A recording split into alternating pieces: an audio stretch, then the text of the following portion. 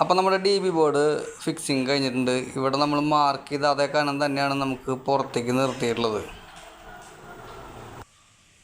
നമ്മൾ ഇലക്ട്രിക്കലിൻ്റെ ബോക്സുകൾ വെക്കുമ്പോൾ എല്ലാം തന്നെ നല്ല രീതിയിൽ സിമെൻറ്റ് വെച്ച് പാക്ക് ചെയ്യേണ്ടതാണ്. ഒരു തെരി ഗ്യാപ്പ് പോലും നമ്മൾ ഇടരുത്. അങ്ങനെ ഇട്ട് കഴിഞ്ഞാൽ എന്താ സംഭവം എന്ന് വെച്ചാൽ ചെതിൽ കയറാനുള്ള ചാൻസ് കൂടും. ഇനി നമുക്ക് ഡി ബിയിലേക്കുള്ള പൈപ്പ് അടിക്കൽ കഴിഞ്ഞിട്ടുള്ളത് എങ്ങനെയാണെന്ന് നോക്കാം.